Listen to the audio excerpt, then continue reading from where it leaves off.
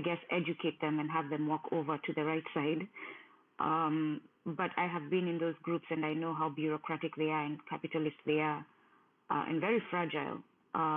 Their egos are very threatened. So the solution now is we're going to start a WhatsApp group, and Nemo is going to join Fabish, Shay, and we're all going to start there, and we can see how we move forward. But I had raised my hand because I am concerned there's no progress with Tom Gombe. We haven't heard anything, and we're not pushing it as hard as we need to push so that we can make whoever is holding him uncomfortable.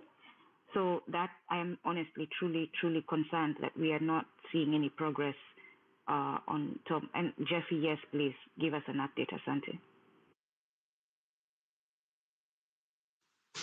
Hi, Fabish, Wanjiru, Kumbukeni, everyone that is on the listeners and the speakers panel. Actually, I would... okay, we've been in touch with Tom Gombe, and Tom Gombe has said to us, actually has told me, that he was not abducted.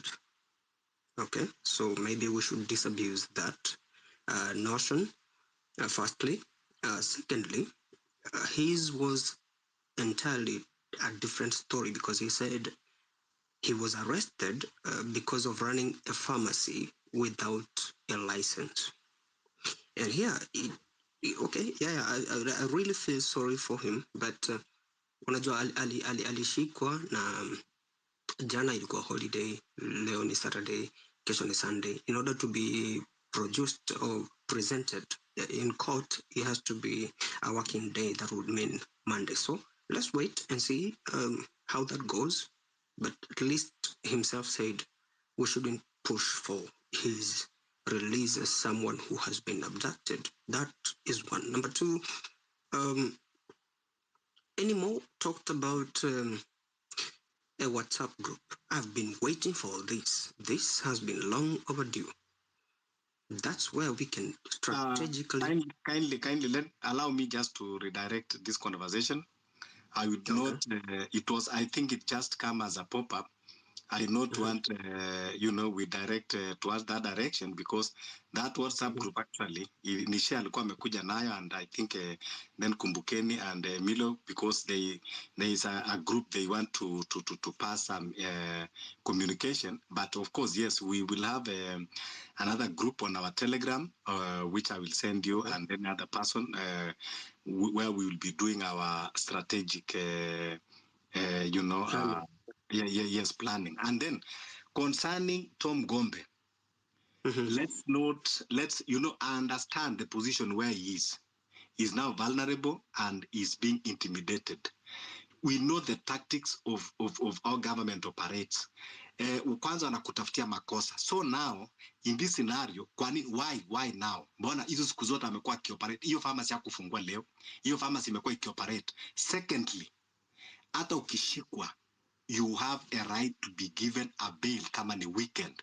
So, by virtue that they are holding him and denying him a bail, it is to tell you that they are just holding him to intimidate him. So, wamepet hiyo makosa ambao wamepata nayo. Hiyo ni makosa ya kuchimbiwa. So, we should not buy that narrative, because we understand the position where he is. So, we will continue pushing the hashtag, because we understand the position of Tom Gombe. He is being intimidated, and probably hata hao ndio anamwambia kwamba waseme hivyo ili to get away with the pressure. So let us not buy into that. Let's continue with hashtag. Tunajua kwamba when government want to oppress you, they will always look for a reason.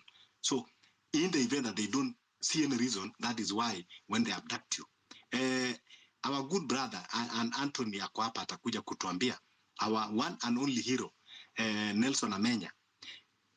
Kuna watu ambao wameenda pale, I think ako na garage, na wanajaribu wakaenda kuweka gari pale. I don't get the story very well. Anthony, I think, please, kama utachukua mic, uje utuambie. Yes, they are now Anthony should come up. Yeah. Yes, they are now looking for a reason to arrest him, even kumwekelea, wanataka kuleta gari ya wizi pale, sijui ama nini. So hizo tactics zote tunajua. So let's continue just pushing for our brother. Thank you. I stand guided. Very obliged.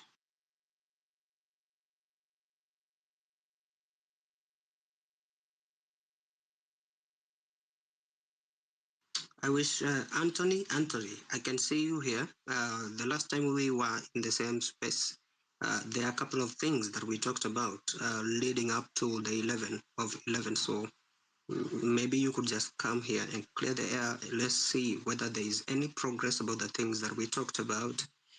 You said by now we should be having something like an email address, where we can channel in our public participation. Yeah, I see Anthony is requesting the mic. Yes. Can you hear me? Yeah. Hi, we can hear you.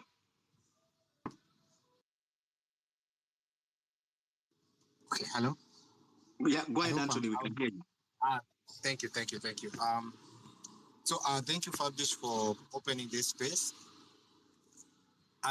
I'll go to the immediate question you asked me about the case. So yes, we are up for a physical court hearing on the 11th. We also added to the legal team, we added some new lawyers. The reason for this is because part of our legal team is also handling the vice president's case. That is Degwanjiro and Senior Counsel Kibe Muigai.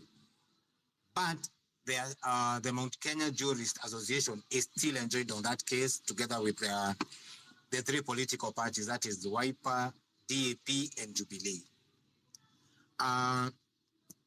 Well, we know it will be a battle that will go all the way to the Supreme Court. And what we are doing on the 11th is we are going to ask for what the LSK case also did. One, we are going to ask to be joined to them. Secondly, we are going to ask for stay orders until the case is determined. The Chief Justice is supposed to be appointing a three-bench judge to hear the case because it raises some very pertinent issues in regarding to Kenya and what people are curious about it. So the agency will make the Chief Justice find it wise to appoint a three-bench judge so that the case is ipelekwe haraka. So that's what we want. That is what we are pursuing. But other than that, yes, we've been having a very smooth run with it. And thank you for the support that you continue to get in terms of moral support and people showing up. What we're encouraging people and telling people is that it's important on that 11 that people show up because Kenya does not have what we call a jury.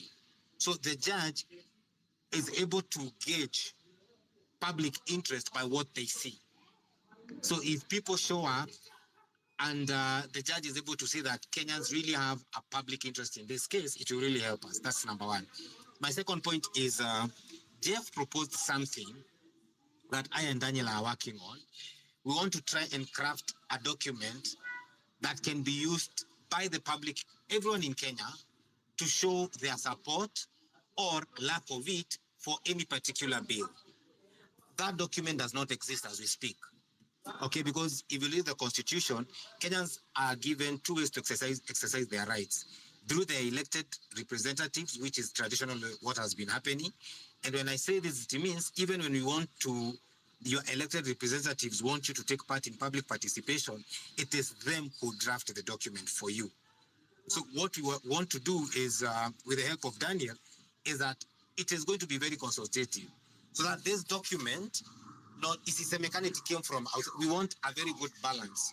So once Daniel does the skeleton of it, a legal team will come in and look at it so that it meets the threshold of the Constitution. In terms of, no one should say that they were not heard or they were not factored in. Because if we let that go through the cracks, someone can question it. And I'll give you an example. When we did the Rigathi Gachagua impeachment, the two houses, National Assembly and the Senate, prepared their own document, but because it is them passing it, they used it and said that public participation was done. But when the lawyers came in, they said, according to the Constitution, it should have had two questions. Those for and those against. That's number one. Number two, it should have had what Rigathi Rigathi's input. That these are the accusations, and this is my plea. On this and this, I plead guilty, or his explanation should have been on that document, so that the citizens make an informed decision. So as Daniel is working on it, it will be worked on by many people. Daniel will come up with the structure of the online and the software. Then a legal team will look at it and say, and that's where Kinasinya Kansukibe Muigai come in, Deg Wanjiro come in. They'll look at it and now bring it up to par with the constitution of the country. So that in case of any bill that comes out there, be it the agriculture bill, be it the sugar bill, be it a referendum questions, Kenyans have a platform to exercise their sovereignty by saying, by using this, we say no. So that now we bypass going through our our democratically elected leaders, because those are the two options given. So I will yield so that I can take any question or I can listen to suggestions. Thank you, Anthony. Anthony, we are now taking also another turn, we as Kenyans, that yes, as we are supporting you, the constitutional wing, because now the movement has to have different wings. We have to go the constitutional, those who want to go to constitutional, those who want to do civic, and now the movement of revolution. So, because to us, it looks like the constitution is no longer working. Based on the judgment about the impeachment of Rigathi Gachagua, that there is a case in the appeal court, a very active case, and yet the Chief Justice, who you are the president of the judiciary, you are coming to administer oath of a person that has not been cleared by the IBC, the institution that is mandated, and you know very well by law, to clear a candidate, especially of a position of a deputy president, who, if he, in any chance something happens to the president, is going to be president. That already dimmed our hope in the judiciary. So yes, as even you are battling, but for us, I think to may lose hope kabisa completely, and we are even projecting that even this Adani case might be butchered the way Rigathi case was butchered. Yes, Anthony, let me give you a rebuttal so that we can go to Daniel and Mr. Cool. Thank you very much, Fabish. Now, on the Adani, there's something in court that is called jurisprudence. So first of all, we shall be relying heavily on the jurisprudence of the KICC case, where the same courts that people are saying are not reliable actually said that the government privatization of the KICC was not proper, and they revoked it. So that's one of the jurisprudence we shall be using to argue that case. Why? Because KICC is a national heritage. And the court found it twice that saying that a national heritage should not actually be put to sale or in any form of privatization, because such things are almost like, what can I say? It's like our national anthem. Okay? So that's where actually Jomo Kenyatta falls under. It's like if today you try to uproot the Jomo Kenyatta statue in KICC, it's a national heritage. So people will have to be involved in that. So I just wanted to bring that out. Secondly, it's really how you, with our case is very different from the Kenya human rights case. But we want to both of them to be heard because they give strength to each other. So I just wanted to bring that out. So we shall heavily rely on the judges that are saved KICC, the ruling that saved KICC.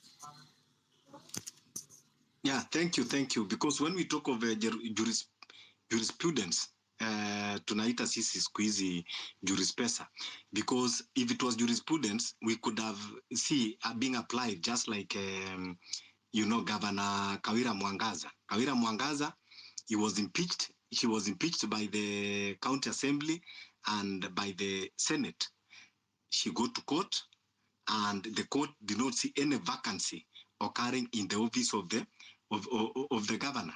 But now we have a similar case where a deputy president has been impeached by the parliament and then by the Senate, and he also go to the same court. And now, miraculously, this court now see that there is a vacancy in the office of the deputy president. So it is even difficult to explain, even for my kid. So anyway, that will be topic of another day. And those are the things that made us lose trust in the judiciary completely. But we thank God that, yes, we have comrades like Anthony who are still battling on that side. But we are going to continue with our revolution nevertheless. Kindly, with humility, I would request you, if you can maybe, with permission, ask the TG if he can just give us his time, 5 minutes, to come here, so that also we can be able to hear from him. And because even now, as we are talking of 11/11, we need to mobilize. We are ready. We need to mobilize as the whole country, not only people to come to the court, but we want the whole country. Part of the things that we are talking on the 11/11 of the bare minimum, 11 bare minimums that we are requesting is that Adani case to be struck out, and the deal, the complete, to be struck out, from our country. So, yes, we are requesting for the mobilization, and we will want to see TG and other well-wishers, including those other maybe politicians, if they really want to start with our country, to help us in mobilizing.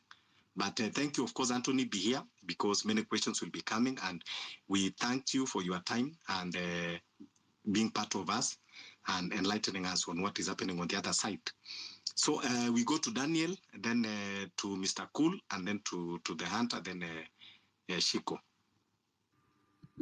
Yes, Naje. Yes, poa sana Daniel, karibu. Yeah, Anthony and everybody else. Kumbukeni. Okay, I was mentioning, and I just needed to shed light on the first of all, Fabish, hey, always you to talk fire. I think you lost so much hope at this. I think you want to raise your spirits or something, but you shouldn't lose hope to that extent. There's still hope somewhere. Secondly, yeah, there's something we're working on. Actually, it's not a document, as I think here Anthony alikuwa kwa brief just for the sake of brevity, but it's actually an entire web application. And then the basic scope of the application is we want to be able to receive the same thing that happened to the Senate. We want to be able to receive all those emails, and I'm actually coding it as we speak. I was coding it as I was listening to that. Is the basic concept is we can receive as many emails as possible. We can be able to compile those emails, get the body of the emails, and then have a comprehensive report of those emails that is legally binding. Okay, and among the other ideas that I've gotten, actually part of the things that I'm doing now is I've realized I want us to actually be able to read the emails. So among the things I'm going to add onto the application is a learning model that actually reads the content of the email. It picks a basic sentiment of the email. So out of my email, like the system will actually read it, pick the content of the email, and then it is even able to recognize suggestions. So if you have suggestions in your email body, you're able to pick the suggestion and then have a comprehensive report of it at the end that is like a synopsis. So if we have 100,000 emails, 200,000 emails, they will not just be just bulk data. We actually went through the data, we actually read the data, and this is an actual comprehensive report that's showing the basics and the sentiment of the emails, the overall sentiment of the emails, because that we can do. We have learning models that can do that. I'm actually testing one. We can read your email, get the email context, check the sentiment of the email to the degree, like is it positive, is it negative, is it neutral? Then it's a spectrum. It's like a radio button that actually says to what degree is it positive, to what degree is it negative, or to what degree is it neutral. Like we can, okay, neutral obviously doesn't have a degree, but positive or negative. That's the basic idea. And then after that, I then give it over to Anthony and the legal team, and then they look at the output of what we've put in. Can it be argued in court? Is this something that can actually be placed somewhere and people believe it? What do we need? Because I'm adding stuff like digital signatures and all these things. So I need, after I'm done with all the technical bits, I then hand it over to them, and then they look at it from a legal point of view, and then they advise me, okay, if you want it to be legally to be as a document that can be legally presented, because you're going to have a synopsis of a report and then everything else. Like even if it's 100,000 pages, you can have book 1, book 2, book 3 of all, like literally everything you will send on that system. You can actually reference it, you can see it, you can refer to it. So I can't say that this is just bulk data. You can refer to it. We actually know what you said. That's the base. That's actually what I'm building right now. Then after that, we give it to them. And it's not just for Ruto. It's for the future, because we realized the part of public participation was left blank for a reason. It was left blank. Ilikuwa like, because they're too stupid and they don't understand what power they have, we're going to leave this thing blank so that they never even know what to do with it. Well, we're coming in to fill that space because we are the people. So we can fill that space. If the people we've made our representatives cannot create a forum for us to do that, we have it. The very constitution that gives us the power to exercise that power directly gives us the power to create that body that we can exercise it directly ourselves. We don't necessarily need them. If we decide, we can. And that's what we do now. Yeah, thank you, Daniel. And for clarification, hii namba tumeka hapa juu ni ya CEO wa Safaricom, Ndegwa. Manake tumesema we are boycotting and we want him to publicly apologize kwa kupeana namba watu wetu kuwawa. So we are going to greet him in a very special way. The official number iko kwa WhatsApp. How we are going to do it? Look for the videos, for the pictures of our comrades who are killed by the rogue police. Look for those pictures and videos and send to him. We are going to greet him in a special way. The number is being shared also in other platforms and watu wengi wanamsalimia. So let's continue. Let's greet him in a special way. Mr. Cool. Fabish, kidogo tu. Nilikuwa nataka kuuliza Daniel, does he need anything more ndo tupate hiyo software like working? Why is this not working, or why can it happen? Daniel. Definitely. No, I'm literally coding it, and although to you guys it will seem like a simple application that you're submitting stuff, but at the back end there's a lot of work that actually comes into any web application, which is what I'm building now. And then after that, the only place that I might say, okay, that there we may need help is maybe hosting it, because if you're going to receive, I don't know, 100,000, 300,000, 200,000 emails, a million emails, somewhere where you store it. That's when we get there. I'm pretty sure to us, Tony Beshoka, will be able to advise, okay, how we go from there now. We have to first get it functioning, get it working, get it legally abiding, make it something that cannot be questioned. So after that, then we can have it in front of people. If we do it like we're just making something and then just blasting it, we actually have to make it actually.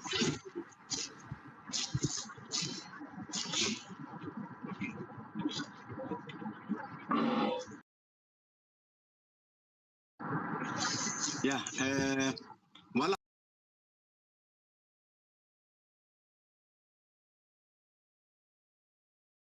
I think mutaona kando Anthony, Daniel, Jeffy, nyinyi tu mtuambie kama imekuwa tayari, because I think hiyo ni kitu ambao you can. Hi, Fabish. I first would like to test my mic to make sure it works, because I'm in gear. And if I'm not clear, I could try to contribute later. Can you hear me clearly? Yeah, we can hear you. Go ahead. Okay, I would like to speak to boycotting Safaricom and just, generally boycotting the interests, especially business interests of the decision makers, those in political offices, especially the elected ones. And, as we focus right now on boycotting Safaricom, I would like us to network and also be able to identify those specific business interests of politicians who are spearheading Ruto's policies. If, like, say, we identify a person to focus on, like the community MP, Dismas Barasa and all that, we want to know those, close associates if they are, in this forum, or those ones who are in the know-how, to give us information so that we know what, he owns and all that, so that we go ahead and either blackmail that or boycott it altogether. And, one business at a time to make sure that we wash them properly. And then after that, we move to the next one. I'll right now at work, but I'll be contributing a little bit more, but that is just a bit of what I wanted to contribute this morning. Thank you. Thank you so much, comrade. Yes, this is the spirit of Ubuntu, the spirit of our country. We should be united. Lazima tupiganie inchi, and now we should be results oriented. Wakati wa kuzungumza, wakati wa kukaa tu chini na kupiga porojo na kwenda katika maspaces kuongea kama fitina imeisha, nchi yetu inazidi kuteketea. Tunaona kila kukicha mambo inazidi, tunazidi kulemazwa, tunazidi kudhulumiwa, katiba inabakwa, sisi tunauawa. So please, let's stop this madness, stop this nonsense. Let's come out in large numbers. Let's mobilize. 11-11. Yes, even as Anthony and our comrade TG will be fighting at the court, we will be on the streets countrywide. Tutakuwa one of the things ambao tutakuwa tunasema, especially hiyo tutakuwa tumeweka kipaumbele is about the Adani and then those other 11 items. So please, kindly, let's share the space. Let's pass the message to everyone. Tujue kwamba we are faced with a mountain and lazima tujitayarishe. Hakuna tena kuzungumza, hakuna tena kwamba tunatupa wakati. Kama kweli unapenda inchi, if you are a patriotic Kenyan, you have to come out, stand to be counted and fight for this country. So after Mr. Cool, I see the hunted or the hunter, whichever is hunted. Babishani, hiyo ni the hunter. Itabidi nibadilishe hiyo jina, lakini najaribu kuhunt. Nashukuru sana ndugu yangu kwa nafasi na wenzangu wote. I want to come straight. I have shared a post in the space that we are discussing, and it discusses more about Hezekiah Oyugi, who was used as a special district officer and rose ranks to become the Interior Cabinet Secretary, then the Minister for Interior, and who was used in the assassination of our brother, the late Dr. Robert Ouko. Why have I brought this issue? Is one, that when we are discussing about abductions in our country, we should understand the genesis and basis, the foundations of why there are abductions.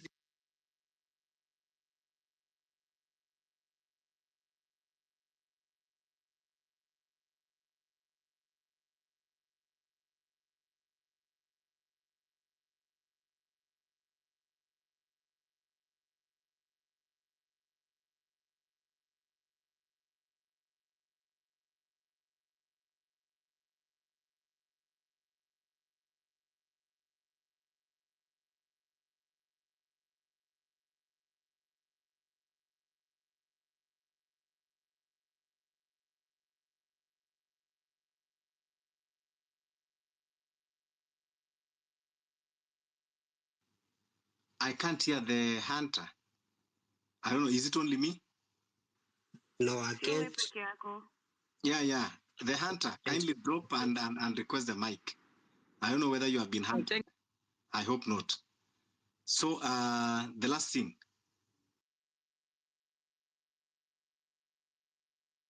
The last scene. The last scene. Are you present? No, he was last seen. Okay, it was last scene. I hope it will be present scene. Yeah, the hunter come back. He was giving us a very good history that tungependa kujifunza nayo.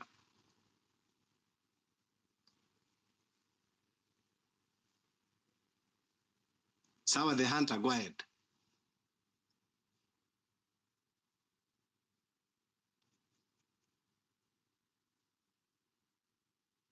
Fabish, unaona hunter wapi? No, I'm a request mic. I guess his network is hunted. Oh, and I request a key drop.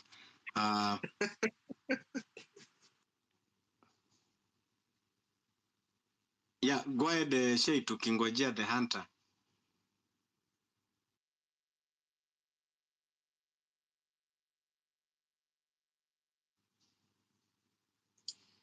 Shay, you requested the mic. Go ahead, tukingojea the hunter. Yeah. Okay, yeah. Just real quick. Natatu Kulija, so I had two questions for, I think Anthony is more like just, I want to hear your feedback.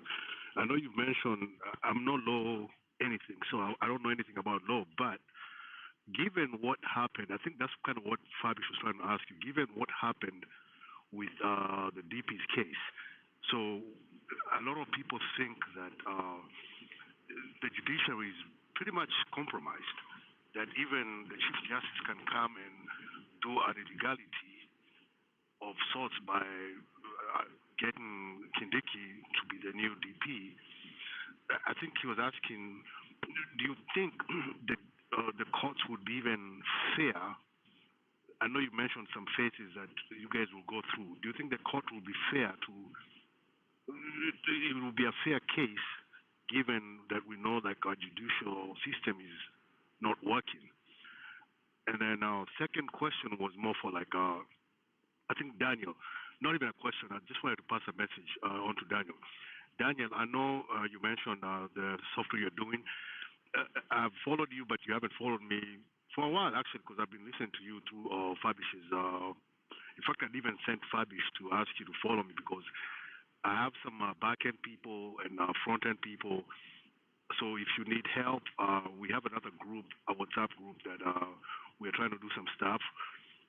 So maybe you can kind of join us, and we're all on in tech, so we can help each other to get whatever you're building, and maybe you can see what we're building, and we just kind of our minds meet, and we just kind of do what we can. So if you can get with me, and then I'll give you my number, and then I'll share some contacts